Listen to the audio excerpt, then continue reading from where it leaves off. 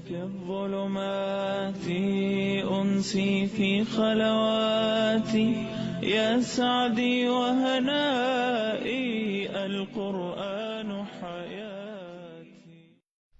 انما هو الہ واحد، وہ تو بس ایک ہی الہ ہے. فإیایا فارہبونی، بس صرف مجھ سے، پھر مجھ ہی سے ڈرو. اس میں توحید کا وہ سب سے اہم پہلو بتا دیا گیا کہ جس میں ڈر اللہ کی ذات کے سوا کسی اور سے نہ ہو. اگر کوئی شخص اللہ کے سوا کسی اور سے ڈر رہا ہے تو وہ توحید پر نہیں، کیونکہ غیر اللہ کا ڈر انسان کو اسی کا تابعدار بنا دیتا ہے. پرانے زمانے میں جتنے بھی یہ دیوتا اور دیویاں جن جن چیزوں کو بنایا گیا، تو آپ کو معلوم ہے کہ اس کے پیچھے نفسیات کیا تھی، کہ جس چیز سے وہ ڈرتے تھے اس کو اپنا الہ بنا لیتے تھے. اسی لیے سورج دیوتا اور بہت سی اور چیزوں کو، آگ کو پوجتے تھے لوگ. کس لیے آگ کو پوجتے تھے؟ کہ آگ سے ڈرتے تھے، خطرناک چیز. تو کسی بھی چیز کا جو ڈر ہوتا ہے یا خوف ہوتا ہے وہ انسان کو اس چیز کا پابند کر دیتا ہے، تابعدار کر دیتا ہے، اس کی مرضی کے مطابق کام کرنے کے لیے پھر اسے فورس کرتا ہے. اسی لیے ڈر حقیقی معنوں میں صرف اللہ کی ذات کا ہونا چاہیے. بعض اوقات انسان ڈرتا ہے اگر میں نے فلاں کی نافرمانی کی تو میری روزی چھن جائے گی. بہت سے لوگ کہتے ہیں نا کہ جاب کا مسئلہ ہے، اس لیے ہم اسلام کے فلاں حکم پر عمل نہیں کر سکتے. ہمیں ڈر ہے کہ اس طرح ہمارا رزق چھن جائے گا. تو کیا بتایا گیا کہ رزق اللہ کے ہاتھ میں، کیونکہ الہ میں رازق ہونے کا مفہوم بھی پایا جاتا ہے. پھر اسی طرح بسا اوقات انسان سمجھتا ہے کہ اللہ کے سوا کوئی اور بھی تقدیروں کے بنانے یا بگاڑنے پہ قادر ہے، اور اگر اس کو ناراض کیا تو کیا ہوگا؟ تقدیر بگڑ جائے گی. اس لیے اس کی رضا کے لیے اور اس کی خوشنودی کے لیے لوگ غلط کام کرتے ہیں. پچھلے دنوں کسی نے مجھ سے معلوم کیا کہ ایک خاص ملک ہے ہمارے ہمسایہ ممالک میں سے جو بدھ مت کا پیروکار ہے شاید، تو وہ بدھا کی سالگرہ سیلیبریٹ کرتے ہیں اور اس پر کھانا بھیجتے ہیں. تو وہ کھانا کھانا جائز ہے یا نہیں، یعنی بدھا کی سالگرہ کا کھانا. میں نے کہا کہ آپ ان سے یہ معلوم کر لیں کہ یہ بس ایسے ہی ہے، ایک تہوار جیسے کرسمس بن گیا ہے، ایک قومی تہوار بن گیا، اس میں مذہبی عقائد کو اکثریت کوئی اہمیت نہیں دیتی، یا اس کے پیچھے کوئی بھی ان کی مذہبی عقیدے کی کوئی چیز پائی جاتی ہے کہ بدھا کی روح کو خوش کرنے کے لیے مثلا یا بدھا کی خوشنودی کے لیے وہ ہو رہی ہے اس کی سالگرہ، تو پھر تو ناجائز ہے. کہنے لگے کہ یہ چیز ہمارے دل میں کھٹکتی تھی، لیکن ہمیں ڈر ہے کہ اگر ہم ان کا وہ قبول نہیں کریں گے تو سفارتی تعلقات خراب ہوں گے. میں نے کہا کہ پھر اللہ کے ہاں بھی تو جا کے جواب دہی کرنی ہے. صرف اس بات کا کیوں ڈر ہے کہ ان سے ہمارے تعلقات خراب ہو جائیں گے؟ میں نے کہا اور شاید یہ بھی ہمارا اپنا ہی ڈر ہو. اگر آپ دوسرے شخص کو بہت اچھی طرح کنوے کر دیں کہ ہمارے دین میں یہ چیز الاؤڈ نہیں ہے، ہمیں اس کے استعمال کی اجازت نہیں ہے، تو دوسرے مائنڈ نہیں کریں گے، تعلقات نہیں بگڑیں گے. ڈپینڈ کرتا ہے کہ آپ کس طرح بتاتے ہیں. ان کو بتایا میری اپنی زندگی میں بعض اوقات ایسی سچویشن آئی کہ جہاں ایک طرف اللہ کا حکم ہے اور ایک طرف کسی اور بڑے کی خوشنودی ہے، تو اس نے بجائے اس کے کہ دوسرے کی بڑائی کو چیلنج کرنے کے کہ ہم تمہیں کوئی چیز نہیں سمجھتے اور ہم تو صرف اللہ ہی کو سب کچھ سمجھتے، یہ ایک نیگیٹو انداز ہوگا. اللہ کی بڑائی تسلیم کرنے کا یہ مطلب ہرگز نہیں کہ دوسروں کو حقیر اور ذلیل کیا جائے.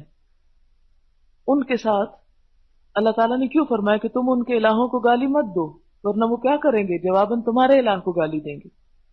جب ہم ایسا انداز اختیار کرتے ہیں تو نتیجہ کیا ہوتا ہے کہ لوگ ہمارے دین کو برا بھلا کہنے لگتے ہیں کہ یہ اچھا دین ہے جس میں ایسی سختی ہے اور ویسی.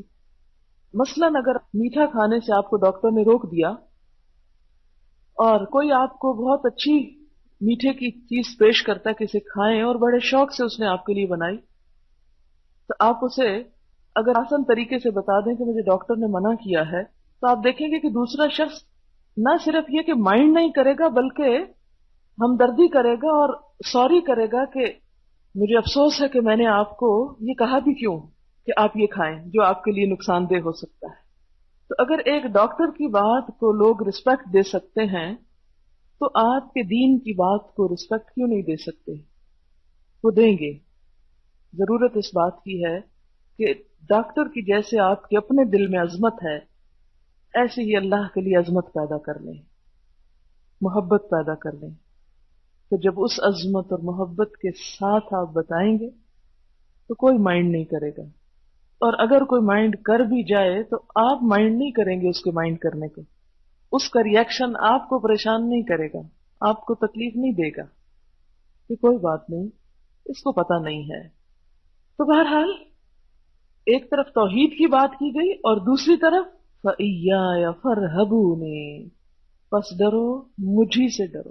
جب تک صرف ایک اللہ کا ڈر نہ ہو اس کی اطاعت نہیں ہو سکتی، اور صرف اسی کی اطاعت نہیں ہو سکتی، پھر دوسرے بھی اطاعت میں شریک ہو جائیں گے، پھر دوسروں کی بھی مانتے چلے جائیں گے۔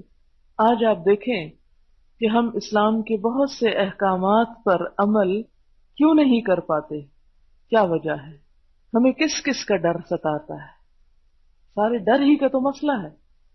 کسی بھی چیز میں جہاں ہمیں پتہ ہے حدود یہ ہیں، اللہ کی مرضی یہ ہے، ہمارے شادی بیاہ کی رسمیں ہوں، ہمارے غمی خوشی کی جو بھی مواقع ہیں، ان میں بعض اوقات ہم کو پتہ ہے کہ یہ بات ناپسندیدہ ہے، بعض اوقات ہمارے بس سے باہر ہوتی ہے، ہمارے لیے ایک بوجھ ہوتی ہے، تاوان ہوتی ہے، پھر بھی ہم کرتے ہیں۔ کیوں؟ لوگوں کے ڈر سے۔ اب جو کام بھی لوگوں کے ڈر سے ہوتا ہے اس پر نہ تو کوئی اجر ہے نہ کوئی ثواب ہے، اور دنیا میں بھی اپنے آپ کو ستا رہے ہیں، پریشان کر رہے ہیں، کیونکہ اللہ سے بڑھ کر ہمارا ہمدرد کون ہو سکتا تھا؟ لوگ ہمیں جن کاموں کے کرنے پہ مجبور کرتے ہیں کہ یہ کر لو، اور ان کی خوشی میں ہم کرتے ہیں کہ جی کسی کا دل نہیں توڑنا چاہیے، تو آپ دیکھیں کہ ان کی خوشی پوری کرتے کرتے آپ اپنے آپ کو، آخرت تو چھوڑے ابھی بعد میں آئے گی، دنیا میں کتنا نقصان پہنچا دیتے ہیں، خود دنیا کے اندر نقصان اٹھاتے ہیں۔ تو اس لیے جب بھی کوئی حکم ماننا ہو تو بس اللہ ہی کا ماننا ہے۔ کیوں؟ اس لیے کہ وہ کسی بھی دوسرے انسان سے بڑھ کر میرا خیرخواہ ہے، 70 ماہ سے بڑھ کر مجھے چاہنے والا ہے۔ تو جو اتنا مجھے چاہتا ہے میں اس کو ناراض کر دوں؟ اس کے مقابلے میں صرف ایک انسان کی چاہت میں اس کو ناراض کر دوں؟ نہیں۔ اور دوسری طرف اس کی پکڑ بھی بڑی شدید ہے۔ وَلَا يُوثِقُ وَثَاقَهُ أَحَدٌ، اس جیسا باندھنے والا بھی کوئی نہیں، جیسا عذاب وہ دینے والا ہے ویسا تو کوئی دے ہی نہیں سکتا۔